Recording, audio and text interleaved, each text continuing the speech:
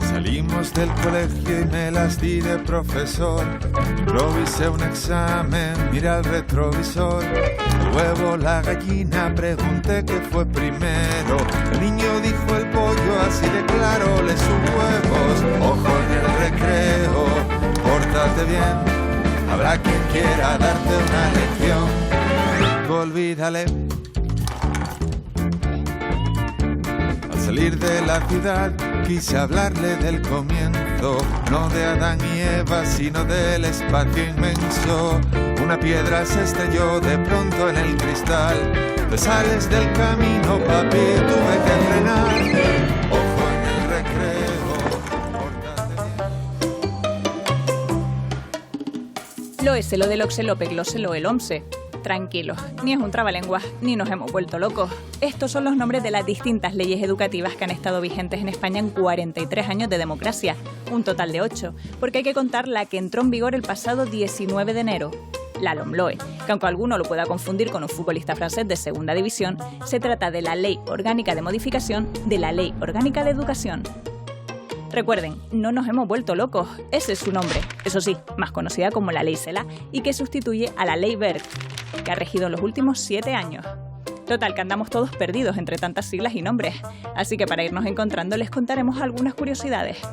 Por ejemplo, que 7 es el número mágico, porque es la cantidad de años que han permanecido vigentes las leyes educativas de mayor recorrido, como la LOMSE. Y si a esta le quitamos la M, tenemos la LOSE, del gobierno de Aznar, que duró un suspiro. Entró en vigor en 2003 y fue interrumpida en 2004. Y es que de media las leyes españolas sobre una materia tan sensible como la educación han durado 5,8 años desde 1980. Nos centramos ya en la actual, la Ley Celaá. Bueno, actual porque rige desde principios de año, aunque su implantación no será total hasta el curso 2023-2024. Sí, como lo oyen. ¿Y qué aporta esta ley? Más competencias para las comunidades autónomas. De ahí que Ministerio y Consejería de Educación hayan puesto en marcha foros virtuales para abordar el papel del profesorado, la digitalización y la tecnología en esta transformación. ¿Por qué tienen que participar los docentes y los centros educativos en el rediseño de los currículos? Los que estamos a pie del cañón, los que estamos día a día trabajando con los chicos y las chicas, somos los docentes, quien vamos a implementar lo que se decida. Qué mejor que por lo menos se nos escuche para que nosotros aportemos todo lo que nos deje, ¿no? Precisamente en los foros hablábamos una cosa en particular, ¿no? Dentro de cada comunidad hay infinitas realidades, distintos tipos de alumnado, distintas familias, distintos contextos. Pues evidentemente todo eso no se puede manejar a nivel estándar. Hay que leer un poco las realidades de cada centro y después cómo gestionarlo, ¿no? Y se tratará de buscar un poco, sí, un aspecto, una ley, algo general, pero que nos pueda beneficiar a todos y que sea productivo, por supuesto, que sea práctico. ¿Qué papel tiene que jugar la digitalización y la tecnología en esta transformación? Fundamental. Dependemos de la tecnología. Prueba de ello, confinamiento. Si no hubiésemos tenido tecnología en el confinamiento, yo no sé lo que hubiera pasado.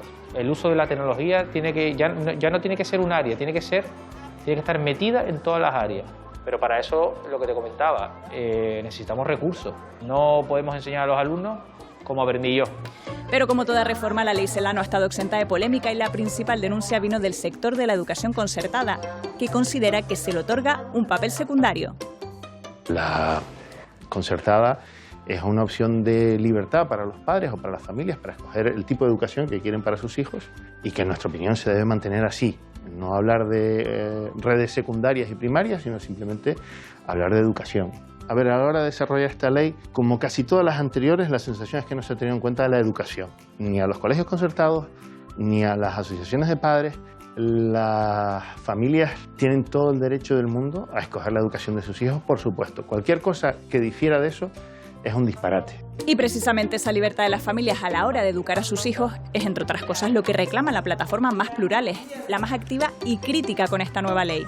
El problema fundamental de esta ley es el listado de limitaciones que supone a la libertad de enseñanza, ¿no? Supone la eliminación de la demanda social, que al final pues conlleva que la administración pueda programar dónde van a estar las plazas, dónde van a estar las vacantes, sin tener en cuenta en absoluto cuáles son las opciones o cuáles son las peticiones de las familias. La no garantía de la estabilidad de la educación especial específica, a pesar de la demanda de los profesionales, a pesar de la demanda de los padres. El listado de agravios a la libertad de enseñanza pues es muy amplio, ¿no? Es prácticamente inabarcable. Y para la plataforma Más Plurales, ¿tiene algo bueno esta ley? O sea, ¿algo salvable, algo que se pueda aprovechar? No, realmente no, pero no porque queramos hacer una crítica destructiva sin más, sino porque hay un elemento que era fundamental para poder salvar una norma, que era esta búsqueda de consenso. Además, esta ley, como muchas de las anteriores, también carece del elemento fundamental de haber tenido en cuenta lo que dicen los verdaderos expertos. Y los verdaderos expertos no están ni van a estar nunca en los ministerios. Los verdaderos expertos están en los centros educativos. Hay que oír a la comunidad educativa. Por otro lado, la LOMLOE pretende atacar uno de los males endémicos de nuestra educación: la tasa de repetidores, muy por encima de la media de los países de la OCDE, un punto en el que coinciden con el Consejo Escolar de Canarias. España tiene un índice de repetición alto y dentro de ese índice de repetición alto, Canarias es más alto todavía, ¿no? El alumnado que repite, si la repetición es pura y simple, sin más refuerzos, sin más atención específica, etcétera, es cara. Supone que ese alumnado se va quedando retrasado del sistema y, por una parte, ya la tasa de idoneidad no la cumple y, aparte de eso, repercute en un abandono escolar. Consideramos nosotros que hay que irlo superando y que la repetición sea un elemento excepcional y siempre acompañado de medidas específicas de refuerzo. ¿Qué se podría hacer con esos alumnos para que no pierdan ese conocimiento por no aprobar esas asignaturas? Por ejemplo, está el programa PROA que tiene en marcha el Ministerio de Educación, que después lo envía o hace transferencia a las distintas comunidades. Ese programa, con programas específicos que tiene la Comunidad Autónoma de Canarias, ayudan a que ese alumnado pueda seguir avanzando. Ahora, lo importante desde nuestro punto de vista como consejo asesor es el desarrollo de la ley. Todo lo que tiene que ver con los decretos, con las órdenes autonómicas, para que todo lo de bueno, todo lo interesante que ponía sobre la mesa la ley canaria se pueda armonizar con lo que viene de la LOMLOE y pueda tener una aplicación lo más eficaz posible en nuestra autonomía. Y hablando de nuestro archipiélago y acogiéndose a las circunstancias especiales generadas por la pandemia, Canarias ha acelerado la flexibilización de los criterios de evaluación, lo que significa que desde este mismo año los alumnos de la ESO pueden pasar de cursos sin límite de suspensos y en bachillerato se puede acceder al título con un suspenso. Aquí hay como 2 o 3 puntos de la ley que ha tenido mucha polémica. Uno es la escuela concertada y otro es, por ejemplo, la desaparición, decían ellos, de las escuelas de educación especial específicos, centros específicos de educación especial. Mire, yo siempre creo, los poderes públicos tenemos la obligación de garantizar una buena educación. Si nosotros con nuestros medios logramos hacer eso, tener centros, profesores y tal, uno concierta cuando la administración no es capaz de cumplir con ese objetivo. Si yo tengo lo suficiente para hacerlo yo, no tengo que concertar nada. A veces se olvida la escuela concertada de que son empresas que se dedican a eso y la empresa yo la uso cuando la necesito y cuando no, pues no, ¿no? Mire, a mí también me hace mucha gracia cuando los defensores de la escuela concertada dicen que los padres tienen derecho a elegir la enseñanza de sus hijos. Yo estoy conforme. Lo que no tienen derecho los centros es a elegir a los alumnos. Es decir, yo en un centro concertado exijo una cuota, que ellos dicen que es voluntaria, pero de voluntaria tiene poco. Si exijo una serie de pagos que yo no puedo pagar, usted me está eligiendo a mí como alumno, no la familia elige ese centro. Si no la puedo pagar, no la puedo elegir.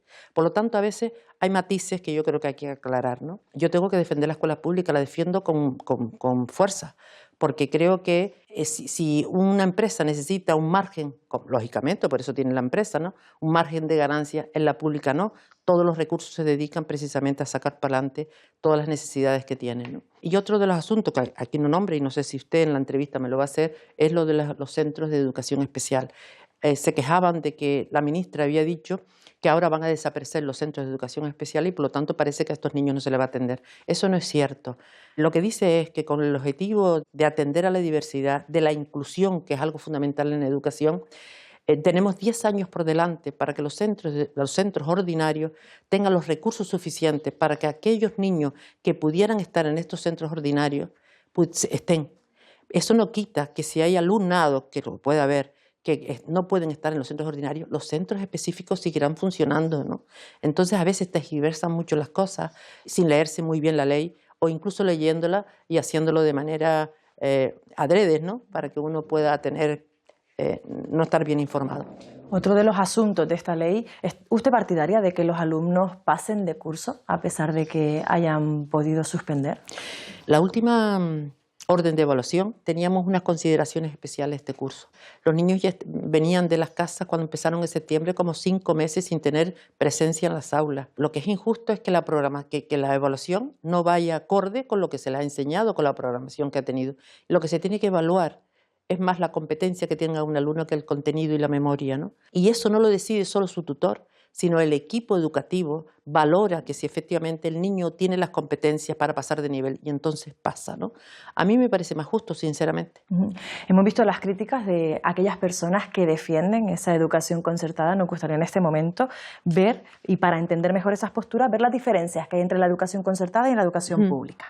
Padres y madres de Canarias, seguro que alguna vez se han hecho esta pregunta. ¿Enseñanza pública, privada, concertada? Para empezar a distinguirlas, les diremos que la privada se autofinancia con las aportaciones de las familias y tienen total libertad de gestión, cumpliendo siempre, eso sí, lo que establece la ley en materia educativa. Pero la frontera entre la pública y la concertada es algo más difusa.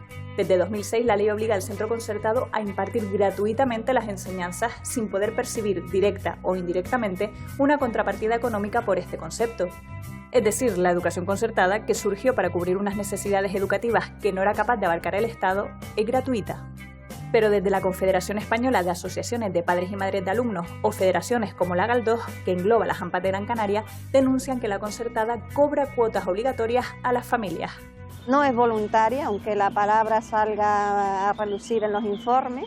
Cuando te obligan a pagar esa cuota, ya están haciendo una discriminación de aquellas familias que no tienen un poder adquisitivo para inscribir a sus hijos en estos centros, y más teniendo en cuenta si hablamos de familias mileuristas con más de un hijo a cargo, no llega, y que esa cuota puede incrementar hasta un 50% la cuota media anual de gasto por hijo. No ves normalmente en colegios concertados a personas en exclusión social. Hacen discriminación de alguna forma también en aquellos niños con necesidades especiales, en las que te van poniendo trabas y te invitan un poco a abandonar el centro y a optar por una educación pública.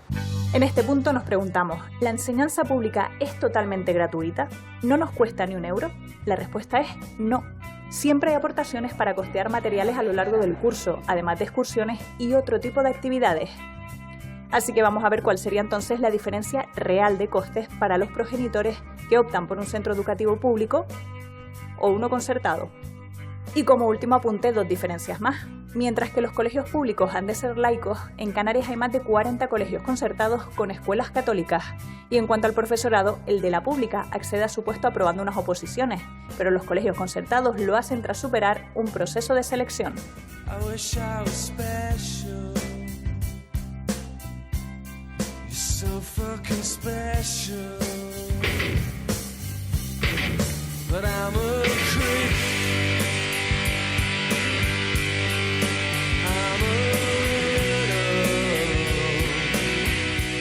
Empezamos por ti, Abelino. Tu hijo es uno de los más de 200.000 estudiantes en la educación pública en Canarias.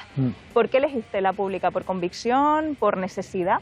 Más bien por convicción. Siempre en mi familia ha habido siempre tradición por educación pública y no lo concebía de otra forma. En tu caso, Javier, tus hijos forman parte de ese 19% que elige la educación concertada. Te hago la misma pregunta, ¿por qué educación concertada?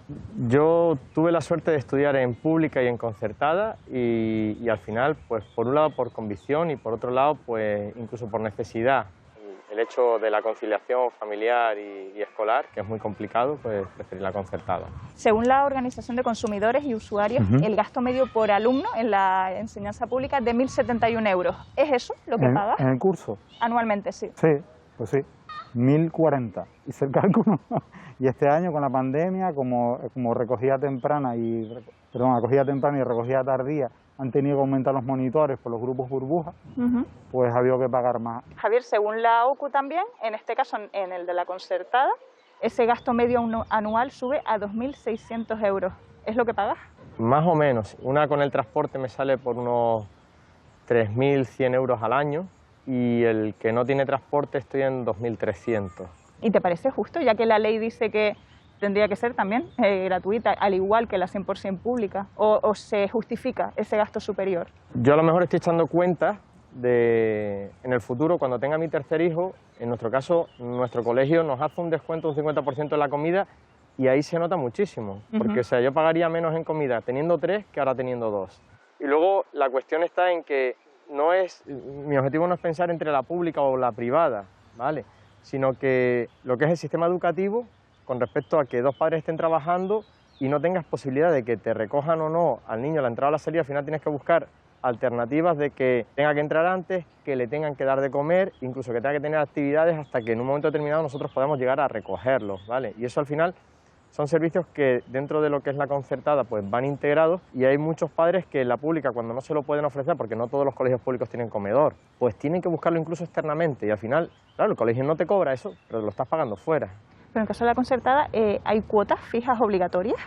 Si puedes entender que lo del APA es fijo, pues yo te diría que sí. En el colegio no es obligatorio, por ejemplo, el comedor, ni el transporte, pero claro, eso es lo que te decía antes, en conciliación eso para mí es imposible. Según los informes, por ejemplo, como el informe PISA, dice que la enseñanza concertada tiene mejores resultados académicos. Yo no sé si esto lo tuvieron en cuenta a la hora de tomar la decisión de pública o concertada. Yo por mi parte más bien me fié de lo que veo yo en mi entorno y lo que vi en mi entorno cuando yo era joven, los compañeros míos, amigos míos, yo soy de Tenerife, y bueno, la gente que yo veía que pues, no tenía especialmente mejores resultados que yo. El mismo porcentaje de aprobación suspendido más o menos, ¿sabes? Más o menos la gente. Entonces realmente sí es verdad que yo, por ejemplo, algo que sí he hecho más de menos en la pública es el bilingüismo y el trilingüismo. Que eso, por ejemplo, en la concertada sí lo cuidan más. A mí el tema de los datos académicos, hombre, sin que me escuchen mis hijos, ¿vale? Que no, yo estoy en la concertada, pero que no imiten mis notas, ¿vale? De hecho, creo que la mejor nota y el mejor expediente este año en la PAU, en la selectividad, fue de uno público. O sea, yo no tengo que menospreciar que a nivel de calidad, pero sí lo que diría es que la calidad en la enseñanza sobre todo depende de la implicación del profesorado. Y una de las cosas que yo diría que tiene bueno lo que es la concertada con respecto a algunos públicos es que la concertada, si el profesor es bueno y quiere estar aquí, va a estar aquí toda la vida hasta que se jubile. El porcentaje de personal que no está fijo, que no tiene plaza dentro de la pública es tan elevado que la rotación es muy elevada y por desgracia eso influye en que hay institutos que son donde los funcionarios quieren estar y esas plazas se van a cubrir, donde puede haber un proyecto de futuro, y hay centros, colegios e institutos, donde por su situación la rotación es tan elevada que si cada año cambia un 40% lo que es el profesorado, es difícil ni hacer un seguimiento de los niños, ni hacer un proyecto, ni hacer nada. La ventaja que tengo yo es que mis hijos, desde que entran en infantil, van a salir hasta bachillerato, ¿vale? Y es algo tan integral que hay un proyecto de seguimiento. A la consejería para ellos son números y le da lo mismo que estés hoy aquí, que tengas un proyecto y que estés sacando adelante unos niños que son complicados y en unos ambientes incluso que son complicados, cuando el año que viene te dicen pues tú de aquí fuera y te vas a otro centro. Yo creo que es que la educación no le damos la importancia, es que no es lo económico, yo creo que es algo más allá, ¿no?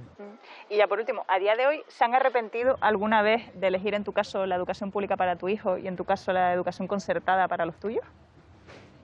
No, al revés, al revés.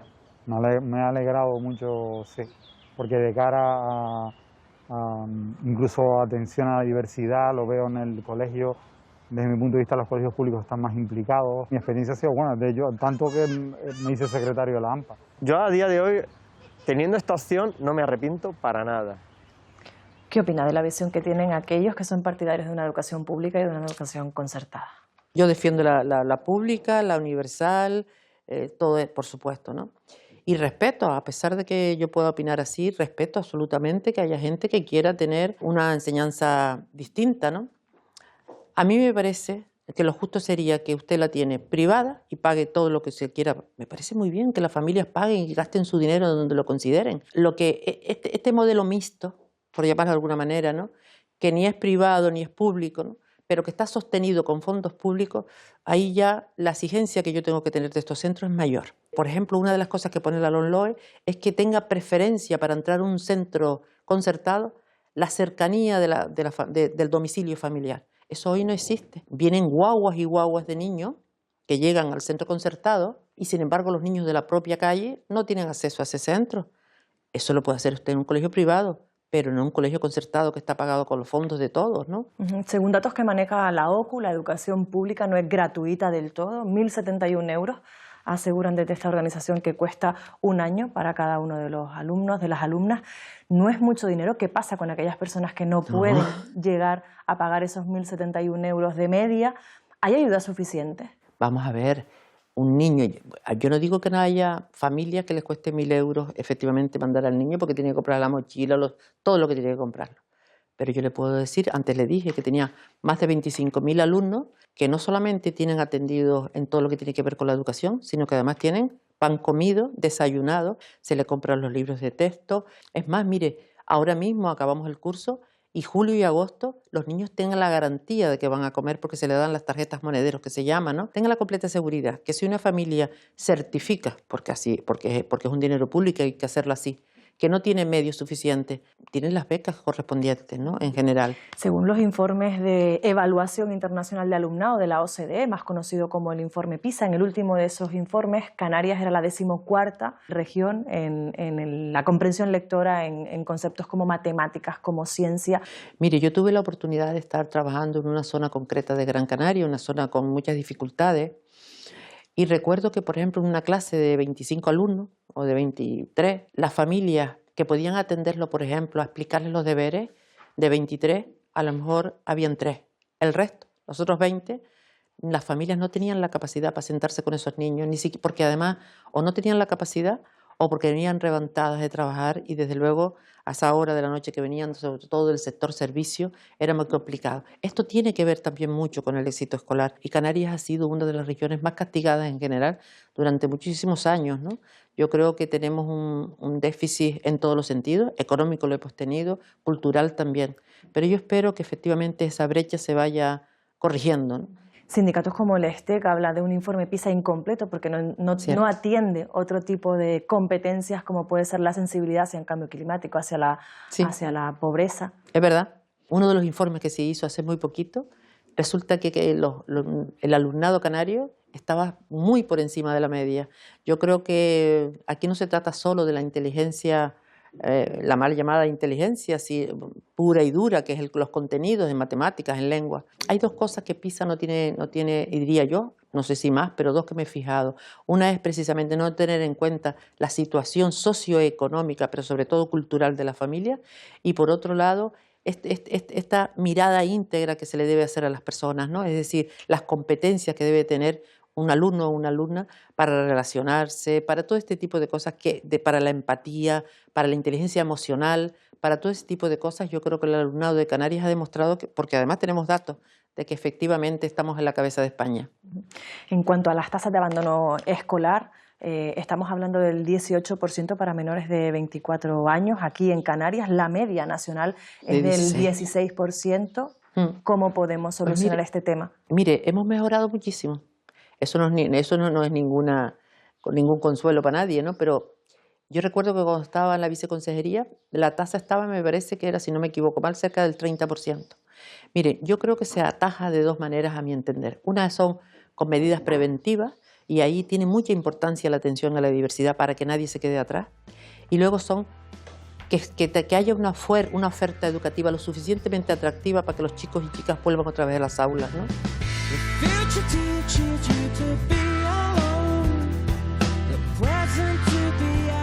Bueno, chicos, ¿qué tal que el otro día estuvimos viendo y desayunamos el qué? Gofio amasado, desayunamos. ¿Y cómo se nos quedó el gofio amasado? ¿De qué gofio elegimos nosotros? De millo, se eligió el gofio de millo. Le añadimos agua. Y azúcar quedó.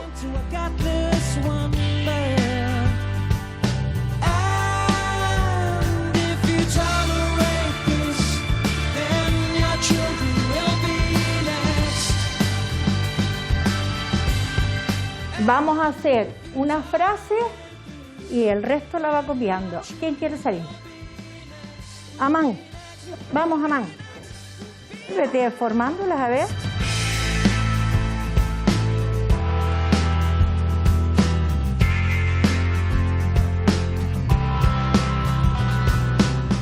Que está más grande y es de diferente color que las otras. ¿Por qué? Porque siempre una frase se empieza con mayúsculas. Siempre se empieza con mayúsculas. Pues vamos a escribirlo.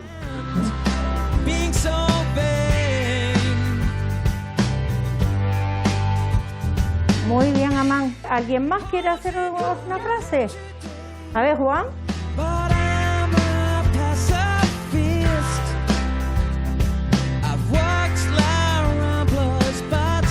Vamos a conectarnos ahora con la unitaria de So.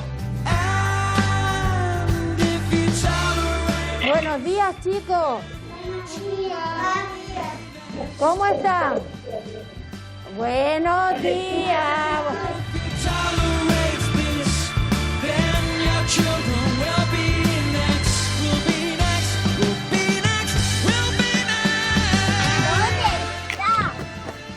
Bueno, que se diviertan, traigan un poquitito.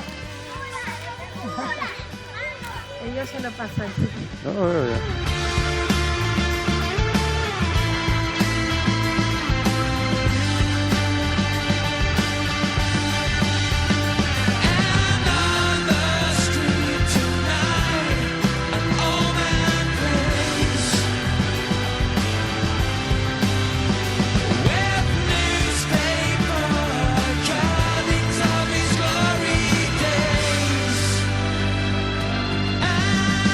Hasta mañana, hasta mañana.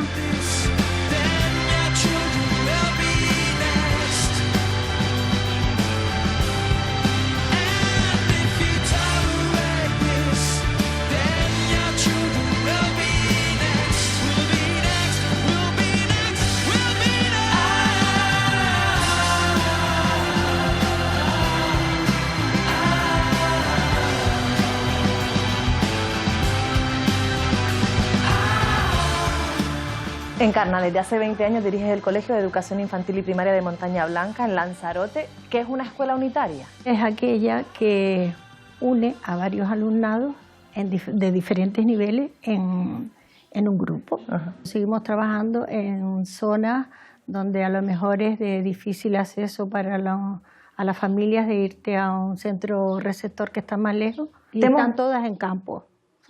Te hemos visto hacer labores de profesora, de directora, de secretaria, de tutora. ¿Llegas a todo? Lo intento. Yo lo intento. Mi primera tarea es atender a los niños. Lo otro siempre se va quedando para más tarde, incluso a veces hasta en casa. ¿Y cobras esa tarea? ¿Cobras por todo? No. Cobramos solamente como directora y muy poco. Y muy poco. ¿Cuántas asignaturas impartes en tu grupo de alumnado? Yo imparto todas las troncales. Luego los que son las especialidades, pues vienen unos profesores que están en el colectivo, nosotros estamos en un colectivo de escuelas rurales, San Bartolomé Tinajo de Guise, y ahí están los especialistas que van a cada centro, a cada unitaria, a impartir la especialidad. En una escuela unitaria se siente a ese profesor, a esa profesora como la figura de la maestra, del maestro de antaño que imprimía ese respeto, ¿no?, en la sociedad. Los chiquillos nos adoran, por lo menos yo lo siento en los niños míos que veo que me quieren y yo los quiero a ellos, es que somos como una familia. Consejera, ¿cuántas escuelas unitarias hay en Canarias? ¿Qué porción del presupuesto se destina a ellas? Escuelas unitarias en Canarias hay 134, creo, ¿no? Estas están adscritas a lo que se llama al colectivo de escuelas rurales. Son 22 colectivos en toda Canarias y el presupuesto se considera, por ejemplo, para cada SER, en función de las escuelas que están adscritas, es como si fuera un claustro con distintos, ¿no? Entonces en el reparto depende del número de alumnado, el número de profesores, y entonces cada ser recibe una cantidad para lo que son los gastos corrientes en general, la itinerancia del profesorado, esos especialistas de los que hablaba Encarna, y los gastos corrientes que tienen esos seres. Encarna, ¿hay fondos suficientes? Porque sí que sabemos que la gestión que se hace es titánica, ¿no? Ese esfuerzo económico que se hace es titánico. ¿Pero hay fondos suficientes? Ahora sobre todo se nos ha dotado, si es verdad, de la parte digital que hemos estado recibiendo, pero sí es verdad que se necesita más recursos humanos. El dinero en educación siempre será poco. Siempre será poco. ¿Y con respecto a hace 20 años cuando empezaste, ha cambiado? Sí, por supuesto. En la primera escuelita que estuve yo, el único recurso que había era un diccionario y le faltaban hojas. Pues mira, ya tenemos ya poco, pero vamos teniendo recursos digitales, tablets, tenemos pantallas digitales. ¿Sí? Precisamente la figura de los SER, esos colectivos de escuelas rurales que antes no existían, fue un paso importante, porque antes estaba cada escuelita unitaria en el pueblo que le tocaba. Se pusieron con la idea de que esos recursos fueran compartidos por todas las escuelas unitarias que estaban allí, ¿no? No solamente los recursos humanos de los que habla Encarna, por ejemplo, los especialistas, sino también todo tipo de recursos que se pudieran necesitar, ¿no? Ahora ya normalmente las dotaciones se hacen exclusivamente a cada escuela, ¿no? Y ellos se organizan, y cuando se reparte, por ejemplo, en este caso recursos digitales, como ella ha dicho, pues ya se tiene en cuenta las escuelas unitarias como una más en el reparto, ¿no? Y después la educación que imparten, que no es solo asociada específicamente al currículum, sino también a esas competencias, ¿no? de las que hemos hablado también. Salir fuera del aula, ¿verdad? A dar un paseo por los alrededores, a recoger bichitos, a contar un cuento, ¿verdad? En el árbol cueva. Y en el árbol cueva. Incluso vamos cuando los vecinos recogen la cebolla, pues vamos a empaquetar. A ver un baifito recién nacido. Sí, incluso un burrito. Vimos un año nacer un burrito también. Es ese respirar aire fresco fuera del aula que comentabas cuando te dieron el premio Vida y Clavijo. Sí. Darle a los niños la oportunidad de conocer, de saber de dónde viene tal producto. No, yo decía, ya la cebolla no viene del supermercado. La cogimos de Casa Argelia, que es la vecina que nos llama así siempre para hacer la actividad. Así es así. Consejera, ¿en base a qué criterios recibe dinero un centro educativo? ¿En base al número de alumnado, a las necesidades que tenga? ¿Qué diferencia hay, por ejemplo, entre una escuela unitaria, una de primaria, un instituto? No, el número de alumnos es clave, evidentemente, ¿no? Nosotros repartimos en función del alumnado normalmente. Después siempre hay, a lo mejor, algún plus que se le da por las características que pueda tener ese centro. Pero nosotros tenemos, por ejemplo, para infantil y primaria, pues son 2.700.000 y pico euros, ¿no? repartidos en esas dotaciones ordinarias, y más o menos lo mismo, un poquito menos quizás en los IES, no por nada, sino porque son menos, ¿no? Encarna, ¿estás satisfecha con el dinero que recibe tu escuelita en Montaña Blanca? Sí, más o menos. Podía ser un poquito más. Pero la aprovechamos. Pero nosotros la aprovechamos al máximo, ¿sabes? Bastante al máximo la aprovechamos. Si le pudiera pedir a la consejera más dinero, ¿para qué le pediría y cuánto dinero le pediría? Yo más que dinero le pediría estos recursos humanos. Como puede ser, por ejemplo, la orientadora. Nosotros no la tenemos sino una vez a la semana. Un auxiliar administrativo, que eso lo venimos reivindicando desde que Manuela estaba en la unitaria también, y aún no contamos con ello, porque te ayuda bastante. Es que los directores de las escuelas unitarias lo hacemos prácticamente todo.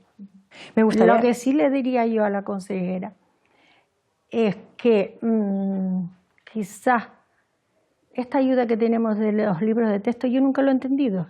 Una, porque nosotros trabajamos por proyectos. Entonces, a lo mejor, esa ayuda que se le da, pues... Claro. Quitar eso y venga, no lo sé, es que... Quizás trasladar esa ayuda de material escolar a otro tipo de ayudas para los proyectos. Sí, por ejemplo. Podría ser, sí. Yo creo que sí, que claro, va mucho con la metodología que utilice. Claro. Encarna utiliza esa metodología que a mí me parece fantástica. Yo, cuando era docente, nunca tuve, mis alumnos no tenían libros, ¿no? Pero es verdad que quizás uno reparte en función de los libros, porque, bueno, depende también los cursos. En bachillerato a lo mejor se necesitan más, en otro... Quiero decir que depende, ¿no? Depende de la metodología, depende de los alumnos. Y quizás sería un conveniente. Ahora mismo se está reconvirtiendo esa ayuda, en vez de ser a libros de texto simple de toda la vida, los clásicos, también en recursos digitales para los alumnos, ¿no? Para que haya otro tipo de materiales. Pero quizás se nos haya pasado contemplar eso que ella dice, ¿no? De que todo no va a ser para libros, sean digitales o no, sino que a lo mejor es otro tipo, para apoyar ese tipo de metodologías que necesitan a lo mejor unos recursos que no hemos tenido en cuenta. Me gustaría que vieran en este momento un ejemplo de cómo reparten el dinero que reciben dos centros distintos.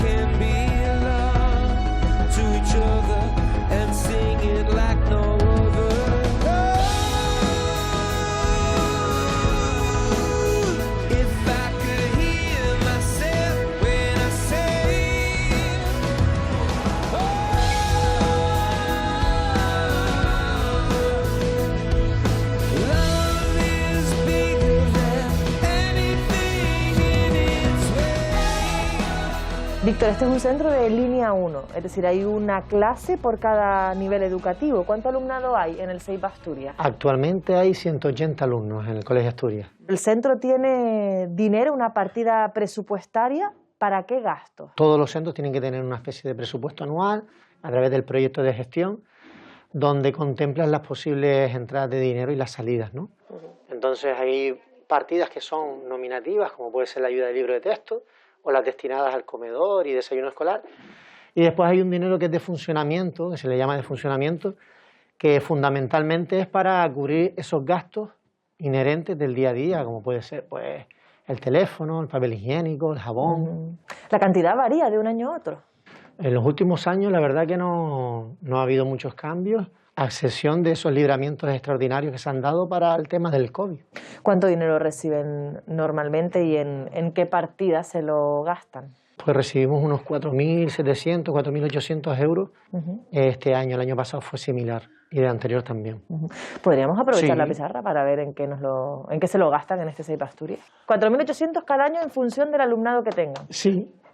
Sí, y entonces, por ejemplo, este año incluso pues se dio un poquito aumentado el gasto en telefonía, pero bueno, supongamos que vienen siendo unos 1.600 euros, teniendo en cuenta las características también de este centro. Tengo 2 edificios, tengo que tener una telefonía móvil en el edificio de al lado. También es verdad que estamos en un proceso de querer reducir el gasto esto con una propuesta que nos ha dejado la consejería, que es el traslado a un tipo de telefonía que va a través del internet del centro, ¿vale? Tenemos también entre 700 y 800 euros aproximadamente el material que nosotros destinamos para el aseo, ¿vale?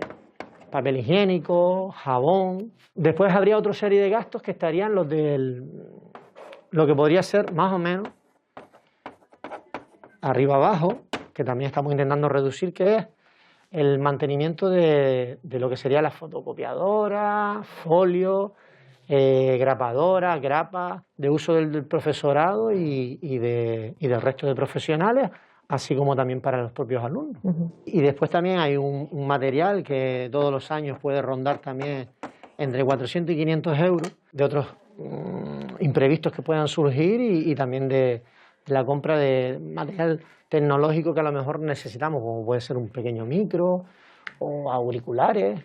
¿Cuándo te dicen el dinero que vas a tener para el año siguiente? Porque entiendo que en función de eso también dependen los proyectos que lleves a cabo. Normalmente los directores y directoras de los colegios arrancamos con la incertidumbre de cuándo nos van a ingresar. Suelen haber 2 libramientos, uno suele ser en mayo y el otro, por ejemplo, este año fue en diciembre. Sí, es verdad que tenemos que ser bastante cautelosos, sobre todo con los proveedores, porque no podemos dejar fiados, sobre todo los proveedores pequeños, muchos meses por el hecho de que también ellos necesitan asumir gastos. Pero sí es verdad que bueno, yo anhelo el hecho de que la consejería fuese un poquito, que mi empresa fuese un poquito más efectiva y más rápida.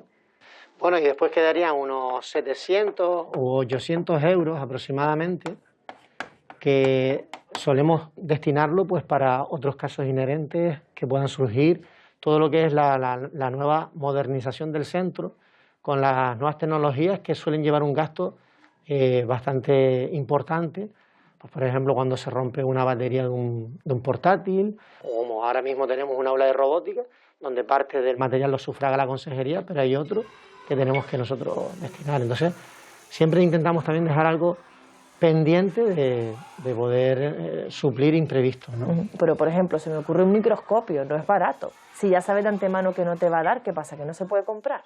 Bueno, tienes la posibilidad de tramitar la solicitud a la consejería. Sí es cierto que hay material que la consejería te lo ingresa en dinero y hay otro material que te lo ingresa pues en especia, ¿no? En el sentido de tú, por ejemplo, quieres sillas y mesas, pues sufre todo lo que es un proceso de enajenación del antiguo. Y después hay otro que sí es verdad que tienes que ser bastante creativo o creativa. Yo creo que casi todos los directores y directoras de la enseñanza primaria e infantil son bastante creativos, porque tienen que buscar, bueno, como estás viendo, recursos con unas limitaciones enormes. Si surgen imprevistos, si el dinero para lo básico no da, ¿qué hacen? ¿Cómo se organizan?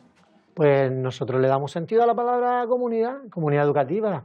Lo planteamos en el consejo escolar, buscamos otras fuentes de financiación. Nosotros nos hemos visto bastante lastrados porque normalmente cuando teníamos también eventos en el centro, siempre teníamos la colaboración de las familias para hacer alguna rifa, alguna tómbola, el AMPA, y era un dinero extra. Y después también las donaciones de carácter anónimo y privado, que sé que hay familias que entienden que el centro pues muchas veces tiene dificultades y bueno, quieren colaborar y colaboran. Hasta los propios profesores, Víctor, llegan a poner dinero, recursos de su bolsillo para poder sacar adelante un proyecto. Sí, ha ocurrido bastantes veces. No son grandes cantidades, pero sí es verdad que como muchas veces el interés de que se desarrolle un proyecto, sobre todo en los plazos, te mueve, pues bueno. ¿Tienen un proyecto de material escolar también? Sí, nosotros también hace pues ya casi 9 años dimos las opciones a las familias de que bueno, les planteábamos lo que creíamos que era el material necesario para lo que es el desarrollo de un curso escolar y le planteábamos que tenían esa opción de tramitar ellos la compra o de poner un fondo común y realizar nosotros las compras en colaboración con el AMPA. Con una economía de escala, podríamos decir. Sí, y sobre todo darle la posibilidad a esas familias que tienen falta de recursos de que financien ese pago. Eso lo que ayuda es que tú entres dentro de un aula y no se perciban las desigualdades. ¿Dentro de ese proyecto de material escolar entran los libros?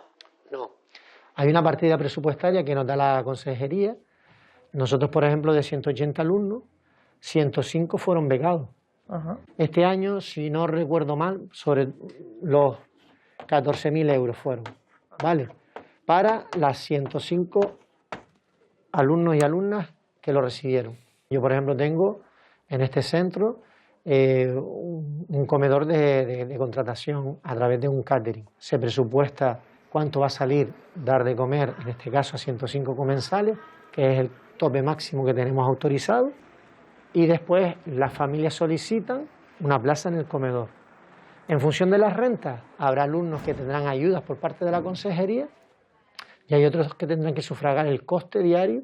Por ejemplo, en comedor el año pasado fueron unos 16.000 euros. Cuando hablamos de mantenimiento, hablamos de que las competencias las tienen los ayuntamientos, son los municipios, los ayuntamientos los encargados de acometer esas obras de mantenimiento de un centro. ¿Qué le falta a este CEIP Asturias y si hay previsión de poder arreglarse? Plantéate que Las Palmas de Gran Canaria es el municipio con más centros de primaria e infantil de todas las islas. Y por ejemplo este centro que ya tiene casi 50 años, pues imagínate la limpieza de cara que hay que hacerle con mayor frecuencia. Si estuviera en tu poder otorgarle dinero a la que has llamado tu empresa, ¿le darías más o la dejarías tal cual? Y si le darías más, ¿a qué otra consejería le quitarías? Hombre, es difícil porque no conozco la realidad de otras partidas, ¿no? Sé que, por ejemplo, Sanidad es la que más se lleva y entiendo que más en los tiempos actuales, pero probablemente si tuviésemos una educación donde se fuera generando también alumnado con un sentimiento de responsabilidad, de ahorro, de cuidado, muchos de esos presupuestos se verían beneficiados.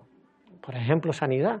Si los alumnos son conscientes de una alimentación sana, de cómo cuidarse, de hacer ejercicio, deporte, y eso se trabaja desde la escuela, probablemente llegará gente menos enferma a Sanidad. Oh, well done. There's such a lot to see.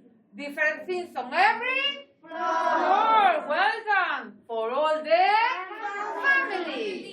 Jerónimo Morales, director de IES La Guancha, ¿cuántos cursos tienen aquí y cuántas clases de cada curso? Bueno, aquí tenemos de toda clase de enseñanza, porque es un centro que al ser un municipio único de 5.500 habitantes, pues tenemos un centro que tiene educación secundaria obligatoria, bachilleratos, ciclos de grado medio, ciclos de grado superior, módulos de enseñanza parciales.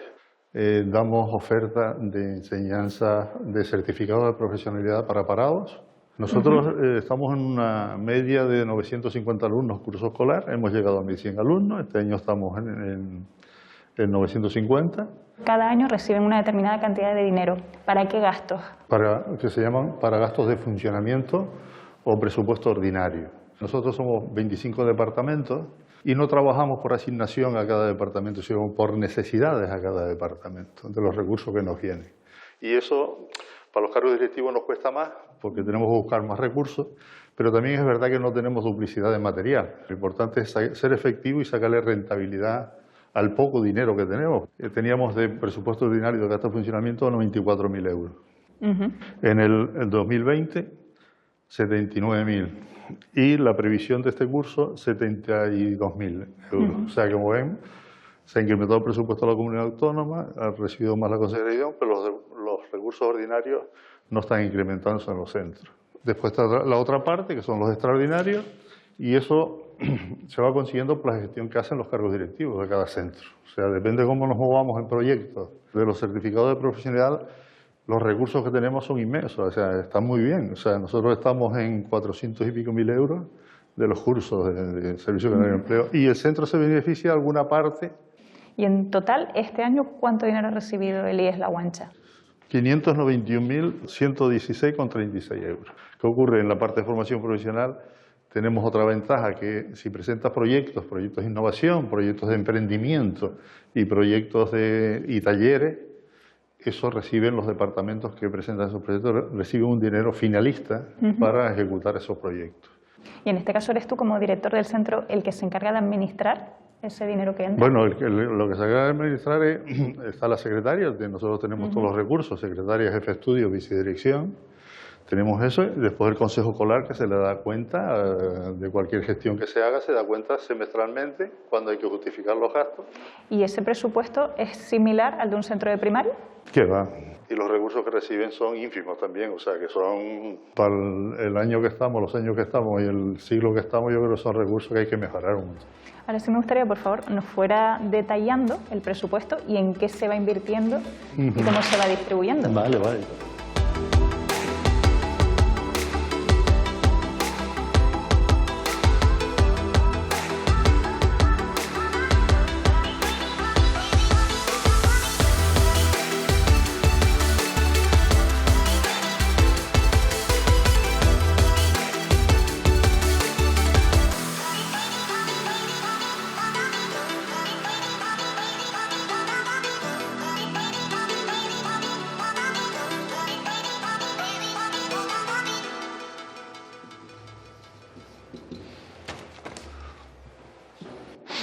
Esto es prácticamente el agua sola. ¿Por qué? La energía eléctrica en los centros de enseñanza secundaria de los centros de la comunidad autónoma de Canarias, esa partida la paga patrimonio. Pero no la descuentan de los recursos ordinarios a los centros. Libros y publicaciones, pues cualquier cosa que un departamento un poco vaya a invertir en una cantidad pequeña, porque nosotros tenemos una ventaja, que la biblioteca es escolar y pública. Trabajos realizados por otras empresas, pues también son trabajos de mantenimiento y todo eso pues a través de esa partida, ¿no? Comunicaciones es lo que tenemos, que es pagar el teléfono, fibra óptica y de todos estos temas. La otra partida de 400 euros es mobiliario de equipos de enseres, que una parte de los mobiliarios nos los da la Dirección General de Centro de Infraestructura, pero nosotros reparamos algunos. Reparación de maquinaria y utillaje, pues lo mismo. O sea, por ejemplo, aquí, de maquinaria y instalaciones, por ejemplo, electrónica tiene aparatos averiados, viene la empresa, lo repara y todo este tema, ¿no? La partida mayor del presupuesto es para departamentos, 25 departamentos, por necesidad de siempre, no porque un departamento vaya a recibir 300 euros, ¿no? Hay una partida que se llama remanentes. Remanentes está recogido, pues, lo que nos sobra en el semestre se añade al presupuesto 2021. Si nos sobra presupuesto ordinario, que son asignaciones que nos da la Consejería de Educación, que en este caso son 98.000 y pico euros, pues también se integran en el presupuesto. Bueno, Jerónimo, nos volvemos a sentar, si te parece. Y si, por ejemplo, hay proyectos o compras que sabes de antemano que no te van a dar con el presupuesto, pero que son necesarias, ¿cómo lo haces? Bueno, llegamos a acuerdo con proveedores. Siempre hay un... Nosotros tenemos unos proveedores estables que nos dan facilidades de pago. ¿Qué, a día de hoy, qué mejoras hacen falta en el centro? No, ahora mismo estamos trabajando con la propia Dirección General con un proyecto que está avisado, de un ascensor desde la planta principal a la planta de los talleres, y después una parte que es conexión del túnel que tiene usos múltiples hasta las canchas polideportivas. Eso está aproximadamente en 900.000, cerca de 1 millón de euros, pero que estamos gestionándolo, a ver si el dinero nos llega. Pues estamos en un proceso de mejora en este verano del pabellón, que necesita mantenimiento, del edificio El Remate, que también necesita mantenimiento, y del edificio principal. Y eso está aproximadamente en 40.000 euros, lo que están ofertando ahora mismo. Y en este caso, ¿eres tú como director el que decide si se acometen esas obras o no? No, es la Dirección General. Lo que pasa es que el director tiene que ser pesado. ¿Y en alguna ocasión has tenido que poner dinero de tu propio bolsillo? Bueno, cuando el instituto, estamos hablando que yo llevo aquí desde el año 79, y sí tuvimos unas épocas que la secretaria y yo pedíamos préstamos en una época, bueno, que estuvo una locura hasta hablarlo, ¿no? Pero pedíamos préstamos personales para cubrir ciertos temas de funcionamiento. Este año la partida presupuestaria de educación es de unos 2.000 millones de euros aproximadamente, es la segunda después de sanidad. ¿Te parece poco? Yo creo que los pilares en este país son la educación, la sanidad. Sanidad está mejorando, educación está mejorando, falta la parte interna de los recursos ordinarios de todos los centros mejores, son importantes. ¿Aumentarías el presupuesto? Yo, por supuesto, sí. Yo los presupuestos ordinarios de los centros de enseñanzas medias llevan años sin incrementarse lo que es correcto. ¿Se sienten identificadas en su etapa como docente con lo que han escuchado? ¿Están de acuerdo? ¿Te refieres a los recursos que recibíamos? Sí, a veces cuando no estamos dentro de la administración no entendemos, por ejemplo, por qué tarda tanto, por ejemplo, las aportaciones económicas que se hacen a los centros de manera ordinaria. Las extraordinarias es distinto. Pero, por ejemplo, nosotros, al ser un dinero público, tenemos que tener la justificación del anterior que se le dio. Pero es verdad que podríamos ser un poquito más diligentes porque esta gente está esperando precisamente. Y lo que no hay derecho también es que a veces, y este año ya se lo he dicho al departamento, por ejemplo, pretendemos que todos lo hagan a la vez. No es justo que si un centro ya ha justificado, lo normal es que se le pague. Entonces lo que se procura es que estén todos en una misma orden que hay que hacer, ¿no?, para pagar. Y ya digo, eso hay que mejorarlo. Es verdad que a veces es poco y depende, mira, a veces hay centros muy dinámicos que hacen muchas actividades y a lo mejor el número de alumnos no sería solamente lo que tendríamos que tener en cuenta, sino en función de esos gastos justificados, como digo, a lo mejor el reparto debería ser, puedan ir mejorando sus dotaciones, ¿no? Y eso es lo que estamos haciendo. Las cosas no se pueden cambiar de la noche a la mañana y a mí me gusta mucho, bueno, lo que han hecho, ¿no? Es decir, entrevistar a los profesores porque a veces los escuchamos poco, ¿no? De manera que hay ideas como esta que me acaban de plantear, ¿no?, de por qué no se les ingresa en tiempo y forma o por qué no se les aumenta en función de los proyectos y no de los alumnos, son cosas que me parecen interesantes y que prometo además llevarlo a la consejería para poder mejorar en la medida de lo posible. Un suspenso notable, bien, suspenso, hay muchas notas para repartir. Suspenso que me suspenda encarna, yo no me voy a suspender. Se van a poner notas. Uf, nervios. Lo más importante que me ha pasado dentro del centro, que yo termino la actividad y ya sé a qué me voy a dedicar. Cuando sean mayores, ¿creen que se acordarán de la profe? Por supuesto. Claramente que me voy a acordar como si fuera mi segunda madre.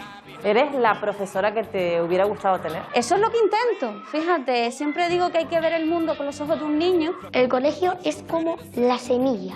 Sin la semilla, todo se derrumba. Exploradora, inventora y encontré una nueva especie como de tiburones. Eso sí no me gusta nada.